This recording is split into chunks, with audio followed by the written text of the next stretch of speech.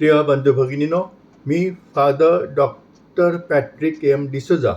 आज मी महाकृत शुभवर्तमान अध्याय 1 वचन 21 ते 28 सभास्थानात येशू शिक्षण देतो व अशुद्ध आत्मा काढतो यावर मनन करणार आहे. शुभवर्तमानातील या परिच्छेदात मार्क आपल्याला जिथे येशूने अशुद्ध आत्म्याला बाहेर काढले त्या घटनेचा अहवाल देतो. अशुद्ध आत्म्याला बाहेर काढण्याद्वारे आणि त्याच्या शिकवणीद्वारे आणि येशूने ज्या पद्धतीने शिकवले ते आपल्याला मौल्यवान धडे शिकवते. जेव्हा अशुद्ध आत्म्याने त्याला म्हटले, नाझरेतकर येशू, तुला आमच्याकडून काय हवे आहे? आमचा नाश करायला तू आलास काय? मला माहीत आहे की तू कोण आहेस, परमेश्वराचा पवित्र. येशूने आपल्याला आपली चांगली कृत्ये शक्य तितक्या गुप्त ठेवण्यास आणि आपल्या स्वतःच्या गौरवासाठी नव्हे तर आपल्या स्वर्गातील पित्याच्या गौरवासाठी आपली चांगली कृत्य करण्यास शिकवले आहे. जेव्हा शब्बात आला तेव्हा येशू सभास्थानात गेला आणि शिकवू लागला. त्याच्या शिकवणुकीमुळे लोक आश्चर्यचकित झाले, कारण तो त्यांना नियमशास्त्राच्या शिक्षकांप्रमाणे नव्हे तर अधिकार असलेल्या व्यक्तीप्रमाणे शिकवत होता. जेव्हा शब्बात आला तेव्हा येशू सभास्थानात गेला आणि शिकवू लागला. येशूला याची जाणीव होती की शब्बात दिवशी पुष्कळ लोक सभास्थानात जमतात आणि त्यापैकी बहुतेक लोक अतिशय आध्यात्मिक विचारसरणीचे असतात. ते प्रामाणिकपणे प्रार्थना करण्यास तयार असतात आणि परमेश्वराचे वचन ऐकण्यास आणि तिथे दिलेल्या शिकवणीवर चिंतन व मनन करण्यास तयार असतात. जेव्हा ते आध्यात्मिक विचारसरणीत असतात आणि सभास्थानामध्ये दिलेली शिकवण ऐकण्यास आणि त्यावर चिंतन करण्यास तयार असतात, तेव्हा त्यांचे परिवर्तन होण्याची जास्त शक्यता असते. म्हणूनच येशूने शब्बात दिवशी सभास्थानात जाण्याचे निवडले. आपण येशूकडून एक सुगावा, एक क्ल्यू घेणे आवश्यक आहे आणि त्याप्रमाणे रविवारी चर्चमध्ये येणाऱ्या लोकांशी वागणे आवश्यक आहे. जेव्हा पुष्कळ लोक पवित्र मिसासाठी येतात, तसेच सणाच्या दिवशी सुद्धा आणि इतर दिवशीही आपण काळजीपूर्वक आणि प्रार्थनापूर्वक ईश्वराच्या वचनाची घोषणा करणे आवश्यक आहे आणि आदरपूर्वक, काळजीपूर्वक आणि सर्वात महत्त्वाचे म्हणजे अचूकपणे परमेश्वराचे वचन लोकांना घोषित केले पाहिजे, जेणेकरून चर्चमधील लोक जे परमेश्वराच्या वचनाचे स्पष्टीकरण ऐकत आहेत ते प्रस्तुत वचन लक्षपूर्वक ऐकतील, प्रार्थनापूर्वक त्यावर चिंतन करतील आणि त्यांच्यात परिवर्तन घडेल. रविवार आणि सणाच्या दिवसाचा मी इथे विशेष उल्लेख केला आहे, कारण या दिवशी पवित्र मिसाला उपस्थित राहणाऱ्या लोकांची संख्या इतर दिवसांपेक्षा जास्त असते. अर्थात परमेश्वराचे वचन सांगण्याचे स्वरूप, गुणवत्ता आणि पद्धत सर्व दिवशी समान असणे आवश्यक आहे.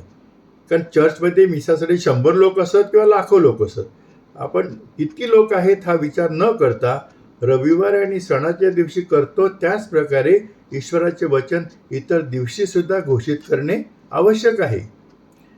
तेवढ्यात त्यांच्या सभास्थानात अशुद्ध आत्म्याने ग्रासलेला एक मनुष्य ओरडून म्हणाला, नाझरेतकर येशू, तुला आमच्याकडून काय हवे आहे? आमचा नाश करायला तू आलास का?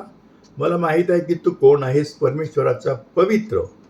अशुद्ध आत्म्याने ग्रासलेल्या माणसाचे उच्चार काही गोष्टी स्पष्ट करतात. अशुद्ध आत्म्यांना देखील माहीत आहे की येशू कोण होता. त्यांच्यासाठी नाझरेतचा येशू हा परमेश्वराचा पवित्र होता.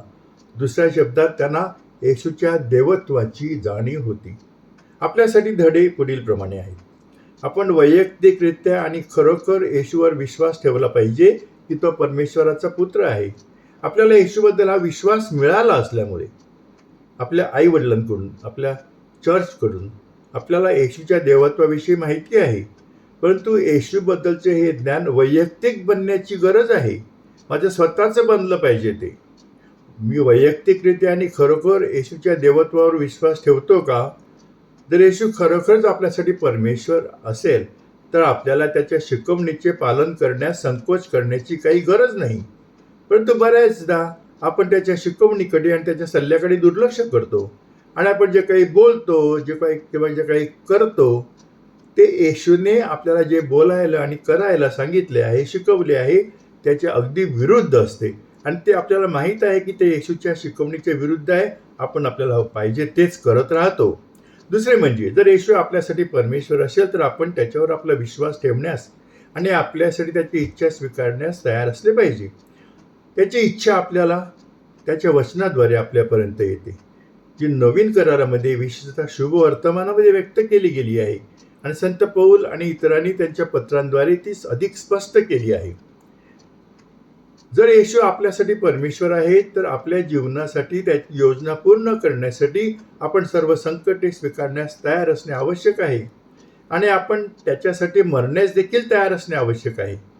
येशूच्या अनुयायांनी गेल्या अनेक वर्षामध्ये येशूवरील विश्वासासाठी संकटे, परीक्षा, त्रास आणि छळ सहन केला आहे आणि मृत्यूचाही सामना केला आहे. असेच एक उदाहरण जे आपल्या मनात ताजे आहे ते म्हणजे ग्रॅहम स्टेन्स आणि त्यांच्या 2 मुलांना 23 जानेवारी 1999 रोजी मनोहरपूर, ओडिशात जिवंत जाळले गेले. दुसरे ठळक उदाहरण म्हणजे इंदूर की राणी या नावाने प्रसिद्ध असलेल्या सिस्टर राणी मरिया यांचे 25 फेब्रुवारी 1995 रोजी मानवतेच्या सेवेसाठी तिची अनेक वेळेला वार करून हत्या करण्यात आली. तिच्या जीवनावर आधारित the face of the faceless हा चित्रपट ऑस्कर 2024 साठी नामांकित झाला आहे. जर तुम्हाला जेव्हाही पाहण्याची संधी मिळेल तेव्हा तुम्ही कृपया पहा. सिस्टर राणी मरिया आता एक रक्तसाक्षी संत आहे जे आपल्या सर्वांसाठी प्रार्थना करत आहे, जेणेकरून आपल्याला देखील येशू ख्रिस्तावरील विश्वासासाठी कोणत्याही संकटांना तोंड देण्यासाठी तयार राहण्यासाठी परमेश्वराची कृपा मिळावी. येशूचे प्रेषित कार्य आणि जे प्रेषित कार्य येशूने आपल्यावर सोपवले आहे ते. येशूला अशुद्ध आत्म्याचा प्रश्न, तो आमचा नाश करायला आला आहेस का? परमेश्वराची राज्याची घोषणा करणे आणि वाईटाचा नाश करून मानवजातीला वाचवणे हे येशूचे कार्य होते. येशूने त्याचे ध्येय पूर्ण केले आहे, ज्यासाठी त्याला त्याच्या स्वर्गीय पित्याने जगात पाठवले होते. आता त्याचे कार्य पुढे चालू ठेवणे आपल्यावर अवलंबून आहे. आपल्या आयुष्यात आपल्याला कोणते काम करायचे आहे ते त्यांनी स्पष्ट केले आहे. येशूने आपल्या शिष्यांना प्रेषित कार्यावर पाठवताना सांगितले, तुम्ही जात असताना हा संदेश जाहीर करा, स्वर्गाचे राज्य जवळ आले आहे.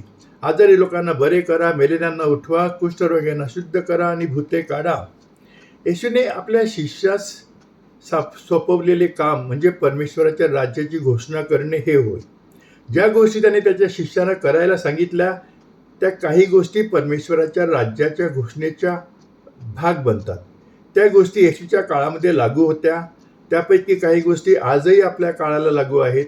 परंतु आधुनिक काळात परमेश्वराची राज्याची घोषणा करताना इतर अनेक कार्य आपण करायला हवीत, जसे की गरीब आणि गरजू लोकांची सेवा करणे, प्रथम आपल्या स्वतःच्या जीवनात आणि नंतर इतरांच्या जीवनात न्याय स्थापित करणे, ज्या समाजात आपण राहतो त्या समाजात आणि जगामध्ये शांततेसाठी काम करणे, पर्यावरण संरक्षणासाठी काम करणे आणि इतर अनेक गोष्टी आहेत ज्या आधुनिक युगामध्ये करणे आवश्यक आहे. आपण सर्वांनी प्रार्थना केली पाहिजे. आपल्या जीवनावर आणि आजच्या जगामधील आणि आपल्या समाजातील परिस्थितीवर चिंतन केले पाहिजे आणि पवित्र आत्मा आपल्याला ज्या कार्यात गुंतण्यासाठी प्रेरित करतो त्यामध्ये स्वतःला गुंतवून घेतले पाहिजे. लोकांना येशूच्या शिकवणीत खालील गोष्टी आढळल्या. परमेश्वराच्या आत्म्याने येशू पूर्णपणे भरलेला होता. जेव्हा येशूने सभास्थानात शिकवले तेव्हा तो परमेश्वराच्या आत्म्याने परिपूर्ण होता आणि म्हणूनच तो अधिकारवाणीने बोलत होता आणि त्याची शिकवण नवीन होती. आपल्यासाठी धडा हा आहे, आपण आपले प्रवचन किंवा बायबलवरील शिकवण सुरू करण्यापूर्वी आपल्याला प्रचार करण्यास सक्षम करण्यासाठी पवित्र आत्म्याची प्रार्थना करणे आवश्यक आहे. जेव्हा पवित्र आत्मा आपल्या बरोबर असतो तेव्हा आपण नव्हे तर पवित्र आत्मा आपल्याद्वारे बोलेल. लूकने लिहिले आहे, पवित्र आत्मा तुम्हाला त्या क्षणी बोलण्यासाठी शब्द देईल जेव्हा तुम्हाला त्यांची आवश्यकता असेल. येशूला माहीत होते की तो काय उपदेश करत आहे. याचा अर्थ असा की येशूला त्याच्या प्रचाराचा विषय चांगलाच माहीत होता. आपण ज्या विषयाचा प्रचार करणार आहोत त्या विषयाचे योग्य आणि सखोल ज्ञान, वाचन, चिंतन आणि आपल्या काळजीपूर्वक अभ्यासातून मिळालेले असावे आणि आपण ते अंतर्दृष्टी शब्दात मांडणे आवश्यक आहे. आपल्या विषयाचे सखोल चिंतन करणे आणि स्पष्ट आणि विशिष्ट शब्दांमध्ये आपले प्रवचन किंवा आपली शिकवण लिहिणे गरजेचे आहे, जेणेकरून आपण जो उपदेश करणार आहोत त्याबद्दलची आपली अभिव्यक्ती परिपूर्णतेच्या जवळ असेल. आपण आपल्या जीवनात जे काही हाती घेतो त्यामध्ये आपण नेहमी परिपूर्तीसाठी प्रयत्न करणे आवश्यक आहे. येशूचे शब्द, म्हणून जसा तुमचा स्वर्गीय पिता परिपूर्ण आहे तसे तुम्ही परिपूर्ण असले पाहिजे. आपला स्वर्गीय पिता परिपूर्ण आहे. म्हणून आपल्या जीवनात परिपूर्ण होण्यासाठी आपण प्रयत्नशील असावे आणि आपण आपल्या जीवनात करत असलेल्या सर्व कृतींबद्दल सुद्धा परिपूर्ण बनण्याचा प्रयत्न करायला हवा. आपला उपदेश किंवा शिकवण देखील स्वर्गीय पित्याप्रमाणे परिपूर्ण असणे आवश्यक आहे. येशूला शास्त्रवचने चांगली माहीत होती. येशू जेव्हा जेव्हा शिष्यांना आणि लोकांना उपदेश करत असे किंवा शिकवत असे तेव्हा त्याचे स्पष्टीकरण देण्यासाठी आणि त्याचे म्हणणे सिद्ध करण्यासाठी शास्त्रवचनातून काही वचने उद्धृत करत असल्याची आपल्याला अनेक उदाहरणं आढळतात. उदाहरणार्थ, शब्दाचा खरा अर्थ समजावून सांगताना आणि मानवी गरज आणि लोकांचे प्रेम हे केवळ शब्दाधिक नियमाचे पालन करण्यापेक्षा कसे महत्त्वाचे आहे हे स्पष्ट करताना तो लोकांना पवित्र शास्त्रोक्तीने उदाहरण देतो. दावीद मंदिरात गेला. तिथे असलेली खास भाकरी त्याने खाल्ली. त्यातील काही त्याने आपल्या माणसांना खायला दिली. अब्बाथारा याजकांचा नेता होता त्या काळात ते घडले. याजकांशिवाय इतर कोणीही ती खास भाकर खाणे परमेश्वराच्या नियमाविरुद्ध आहे. तरी दावीद राजा जाऊन त्यांनी ती भाकर खाल्ली आणि आपल्या लोकांना पण खायला दिली. हे उदाहरण येशू देतो आणि त्याचं स्पष्टीकरण तो सांगतो. परमेश्वराला लोकांना मदत करायची होती म्हणून त्याने त्यांच्यासाठी एक दिवस बनवला जेव्हा त्याने विश्रांती घ्यावी. त्याने लोकांना असे बनवले नाही की ते विश्रांतीच्या दिवसाबद्दल जे कायदे आहेत त्यापेक्षा ते स्वतः कमी महत्त्वाचे असतील. म्हणून आपल्याला हे समजले पाहिजे की मनुष्याच्या पुत्राला विश्रांतीच्या दिवसाच्या नियमांवर देखील अधिकार आहे. आपल्यासाठी धडा हा आहे की आपणही शास्त्रवचनांचे वाचन, अभ्यास आणि चिंतन केले पाहिजे आणि परमेश्वराच्या वचनास, विशेषतः ज्या परमेश्वराच्या वचनाचा आपण उपदेश करणार आहोत त्याबरोबर जास्तीत जास्त वेळ घालवण्याचा प्रयत्न केला पाहिजे. येशूने जे आचरण केले त्याचा उपदेश केला आणि जे त्यांनी उपदेश करताना सांगितले ते आचरणात आणले. येशूने केवळ लोकांना उपदेश केला नाही किंवा नुसते शिकवले नाही. त्याने जे उपदेश करताना सांगितले तेच त्याने आचरणात आणले आणि केवळ तेच उपदेश करताना सांगितले ते जे त्यांनी स्वतः देखील आपल्या जीवनामध्ये आचरणात आणले होते. येशूने आपल्या शिष्यांची सेवा केली आणि त्यांना सेवकांचे सेवक होण्यासाठी त्यांचे पाय धुतले. त्यांनी विविध शारीरिक आणि मानसिक आजारांनी ग्रस्त असलेल्या अनेक लोकांवर प्रेम केले, त्यांची सेवा केली आणि त्यांना बरे केले आणि मगच त्याने आपल्या शेजाऱ्यावर प्रेम करण्याचा उपदेश केला. त्याने आपल्या शिष्यांना सांगितले की ज्यांनी त्यांचा अपराध केला आहे त्यांना क्षमा करायला पाहिजे. एकदाच नव्हे तर अनेक वेळा, 70 वेळा. मग ते आपल्याला सांगतो. मग पेत्र त्याच्याकडे आला आणि म्हणाला, प्रभू, माझा भाऊ किती वेळा माझ्या विरुद्ध पाप करेल आणि मी त्याला क्षमा करीन? 7 वेळापर्यंत?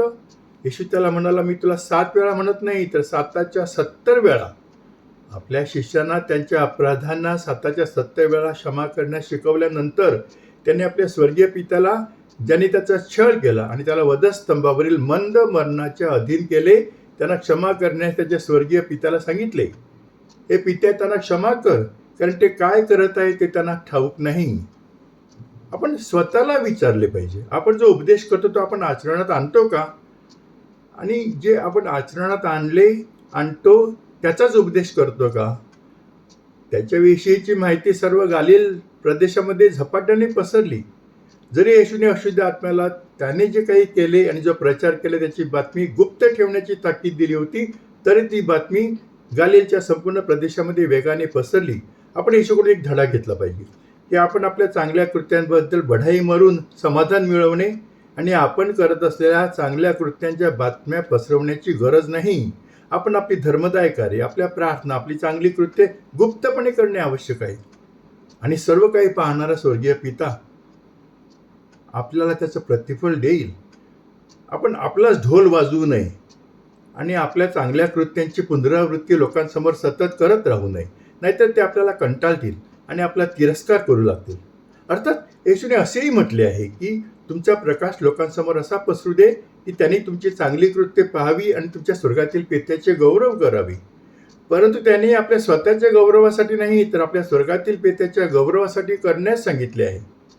याशिवाय काही सत्कृत्ये अशी असतात की जी आपण खाजगीत करू शकत नाही, ते सार्वजनिकरित्या सादर करावी लागतात. उदाहरणार्थ, रस्त्यावर अपघात झालेल्या व्यक्तीला मदत करणे, हे रस्त्यावरचे लोक बघणार आहेत ना आपण त्यांना मदत करताना. दोन शेजाऱ्यांच्या त्यांच्या शेतातील वाद सोडवायचा असेल तर प्रत्यक्षात त्या शेतावर जाऊन प्रामाणिकपणे परीक्षण करावे लागेल, हे पण आजूबाजूचे लोक बघणार आहेत. गरीब लोक राहत असलेल्या ठिकाणी जाऊन त्यांच्यासाठी अन्न आणि इतर उपयुक्त गोष्टींचे वाटप करणे, हे पण लोक बघणार आहेत. तर जे आपण खाजगीमध्ये सत्कृत्य करू शकतो ते खाजगीतच केले पाहिजे. जे खाजगीत करता येत नाही ते सार्वजनिकपणे करावे, त्यामध्ये काही वावगं असं काहीच नाही. पण चांगले करण्याचा हेतू महत्त्वाचा आहे. तो आपल्या स्वतःच्या गौरवासाठी आहे की आपल्या स्वर्गीय पित्याच्या गौरवासाठी, हे पाहणं महत्त्वाचं आहे. जेव्हा आपण आपली चांगली कृत्य एकांतात करतो तेव्हा आपल्या चांगल्या कृत्यांची अगदी खाजगीतही केलेली बातमी सर्वत्र पसरते.